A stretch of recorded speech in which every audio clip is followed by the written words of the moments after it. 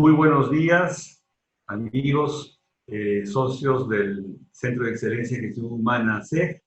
Hoy iniciamos un ciclo de entrevistas a connotados especialistas vinculados a la gestión humana en las empresas aquí en el Perú y en toda Latinoamérica. El día de hoy tenemos el gusto de entrevistar al doctor Jorge Luis Cáceres, del estudio Cáceres Ramírez Abogados. Jorge Luis es especialista en prevención y regulación en seguridad y salud del trabajo.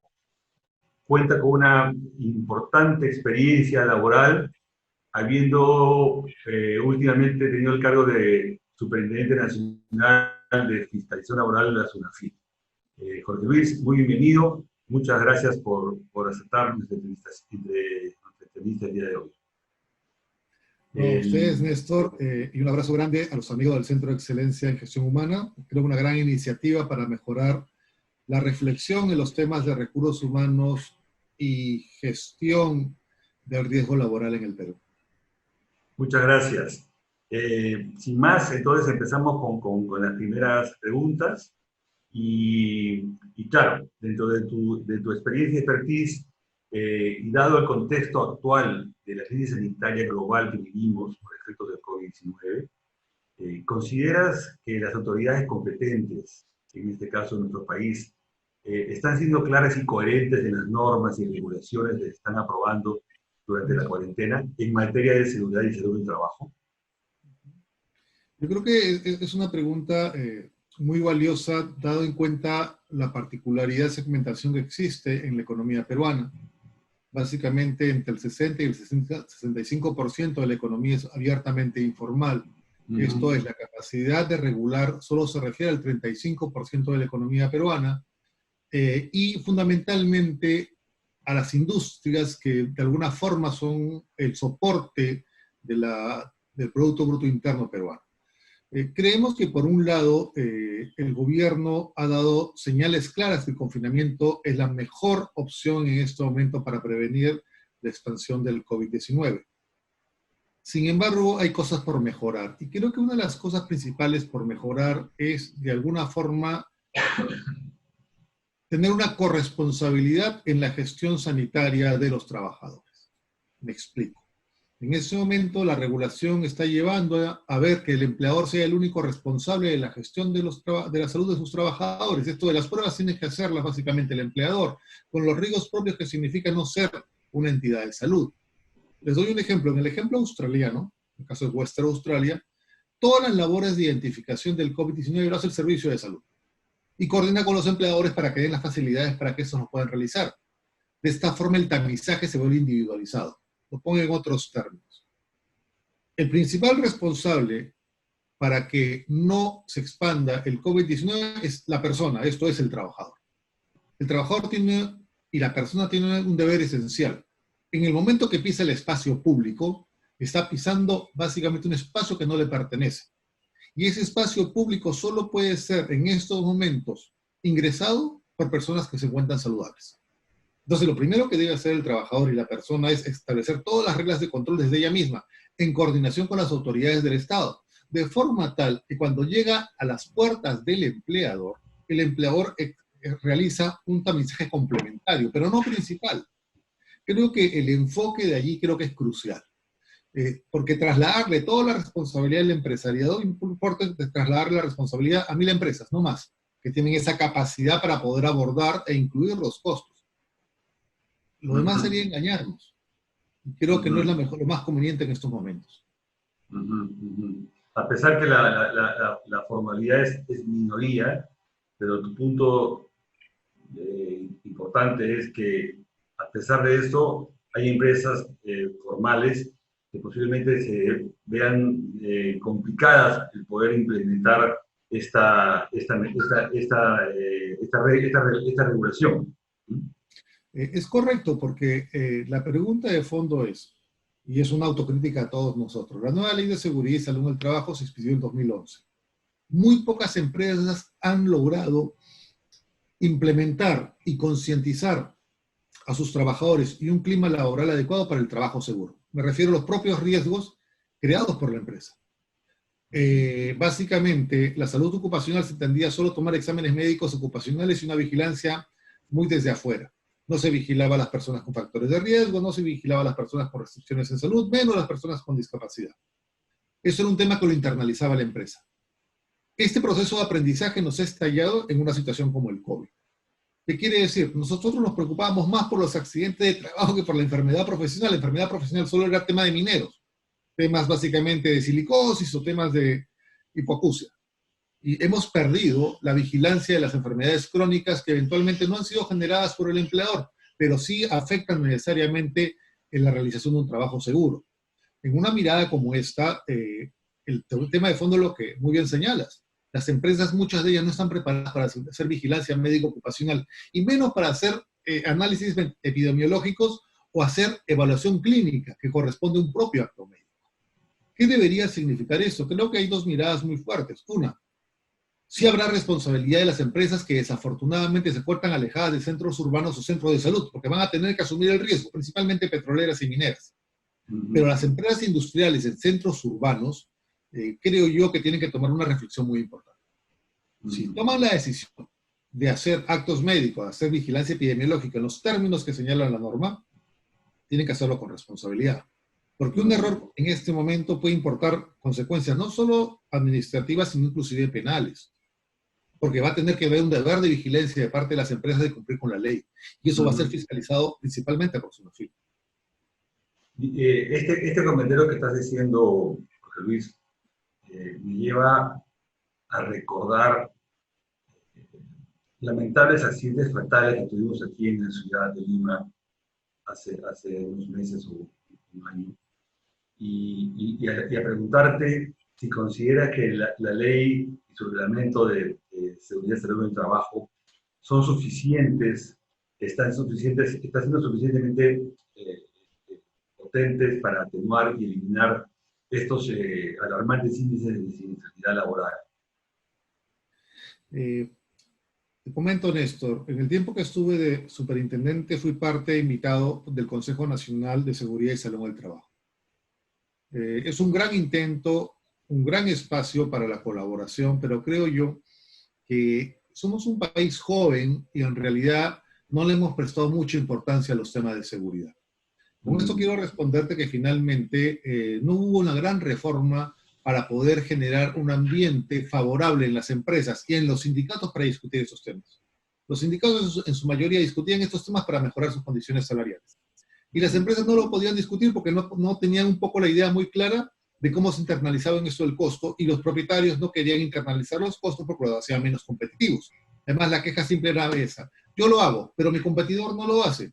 ¿Por qué voy a hacer eso si mi competidor no lo hace? Voy a tener una desventaja en el mercado. Eso implica que dos situaciones muy, muy críticas para todos nosotros. O sea, la discusión entre los gremios empresariales y los gremios laborales, de mi experiencia, ha sido francamente infructuosa y con un gran desconocimiento de la realidad. Eso que creo que debe importar, tal vez una nueva mirada de las cosas. O sea, yo creo que en realidad acá el tema de fondo es la autorregulación. O sea, el Estado siempre va a ser una constante, por más que el Estado quiera aumentar el número de inspectores, por más que el Estado quiera entrar en un espacio de regulación, básicamente está muy limitado. Si las empresas entendieran que la autorregulación es la mejor forma, ¿por qué? Si yo me autorregulo, lo único que va a hacer el fiscalizador es verificar con un analista de chequeo que lo que yo estoy diciendo se cumpla. Tan simple como eso. Y cada uno sabe sus problemas. Y si no lo cumples, básicamente te va a caer todo el peso de la ley, porque se ha cambiado el 168A del Código Penal y te puedes ir a la cárcel por falta del deber de cumplimiento en caso de peligro grave e inminente, o en caso de muerte. Y eso importa otro tema central en eso. En este momento, las empresas tienen que apostar por la delimitación de las responsabilidades estratégicas, tácticas y operativas. Un accidente, si yo no tengo delimitada esa responsabilidad, va a subir como la espuma hasta el gerente general. Y falta en realidad un buen médico. O sea, yo no puedo ser básicamente médico de mis propios dolores. En el día a día, y todos hemos estado en empresas privadas y en empresas públicas, el día a día nos come. Si no tenemos un espacio de reflexión para poder tomar decisiones más acertadas, estamos actuando reactivamente. Y eso importa, por ejemplo, un caso chiquitito. En este momento la mayoría de empresas se están desligando de gran capital de trabajo. Y el que no se desliga tiene mucho miedo. Entonces está creando un clima no muy favorable a las decisiones reflexivas y a las decisiones adecuadas. En ese punto que acabas de mencionar, Jorge Luis, creo que es muy importante y quisiera puntualizar. ¿Cuál es la responsabilidad finalmente ante un accidente fatal, ¿no? O un accidente laboral?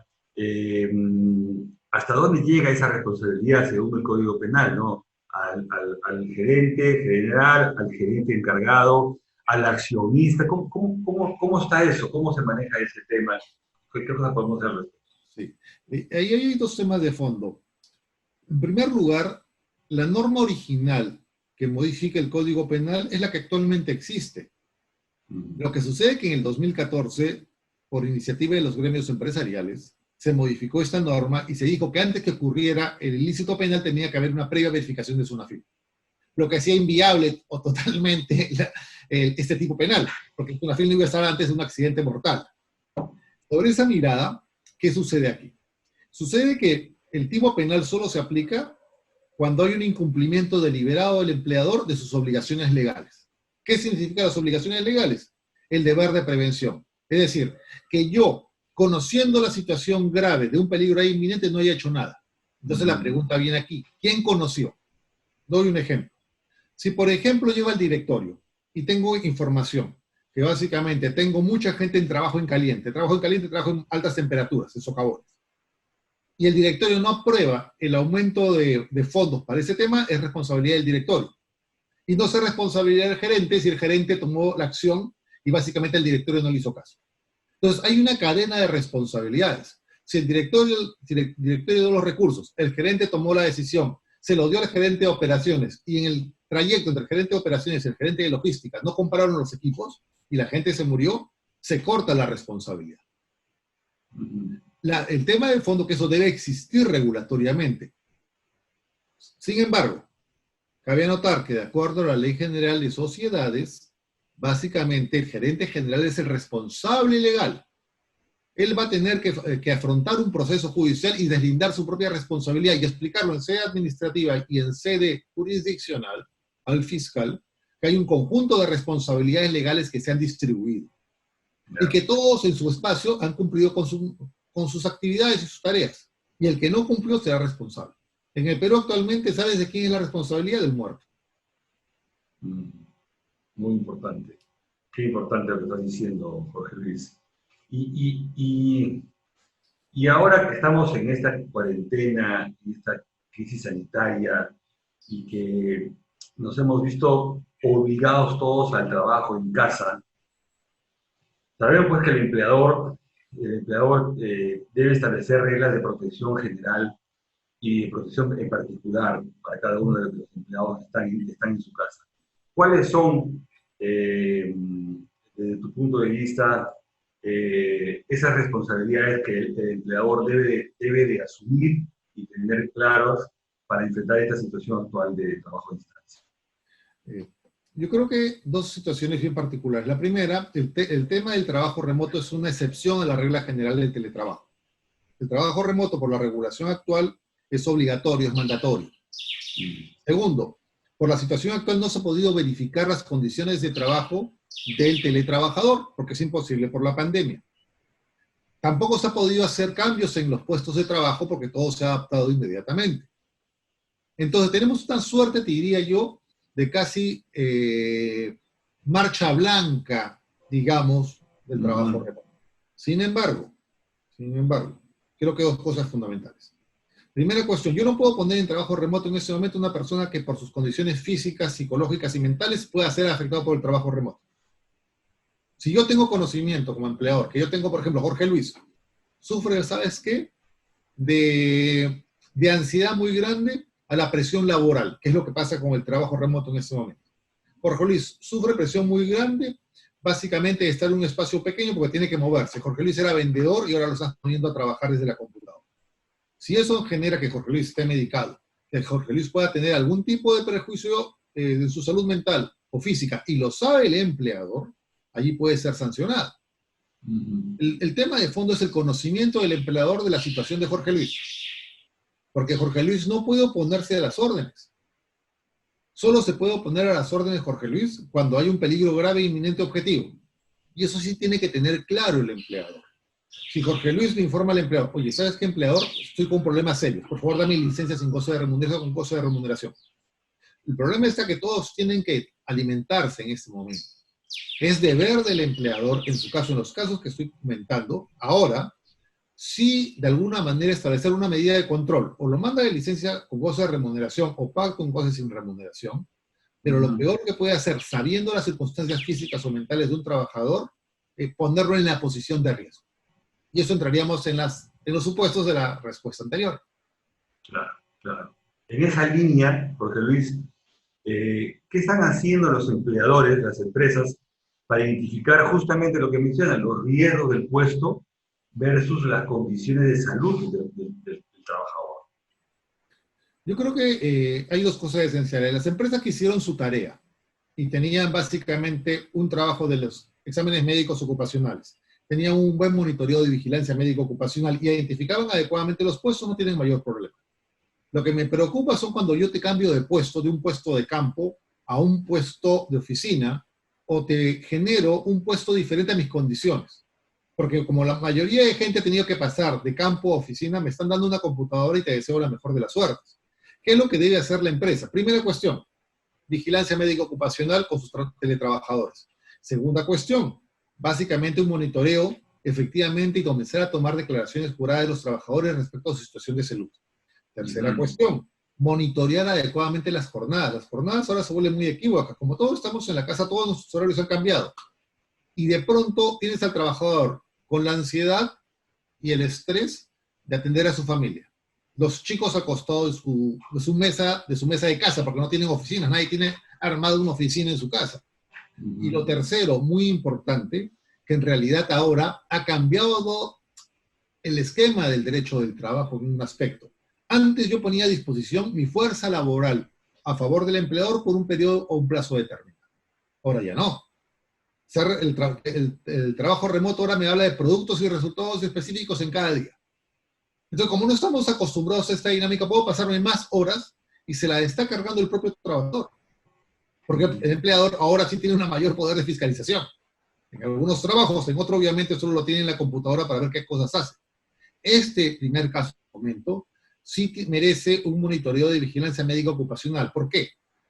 Porque el problema de fondo es que puede haber ansiedad causada por COVID o ansiedad causada por el nuevo puesto de trabajo. O sea, puedo tener ansiedad por enclaustramiento o por el puesto de trabajo. El problema es si yo no lo distingo, esto se va a conjugar como ¿qué? Como una ansiedad creada por el puesto de trabajo. ¿Y la contingencia quién la va a asumir? Obviamente el empleado. Muy interesante, Jorge Luis. Nos dejas con muchos tips claves, críticos, creo que para todas las empresas, para todos los gerentes, para todos los especialistas y obviamente para todos los trabajadores y los empleados, que creo que es importante que todos sepamos en qué contexto nos estamos ahora, en este nuevo contexto que nos estamos moviendo, ¿no? Creo que es importante que todos tengamos claro cuál es nuestro rol como accionistas de un directorio, como gerentes, como empleados que seguimos instrucciones. Creo que en ese escenario vamos a tener mejores resultados para el país en general, en este tema tan crítico como es la seguridad y salud del trabajo. Yo quiero agradecerte y darte la palabra para decir al final, en nombre del Centro de Excelencia de Gestión Humana, dijo, agradecerte por estos minutos que nos has brindado el día de hoy y que seguramente te vamos a seguir comprometiendo a participar en muchas oportunidades más, porque el tema consideramos es crítico para el futuro del país. Gracias, Jorge Luis. Tiene las palabras finales, por favor. No, a ti, Néstor, y al SEG, muy agradecido por la invitación realizada. Consideramos que en este momento es el momento de hacer propuestas. Consideramos también que todos los tomadores de decisión deben estar unidos.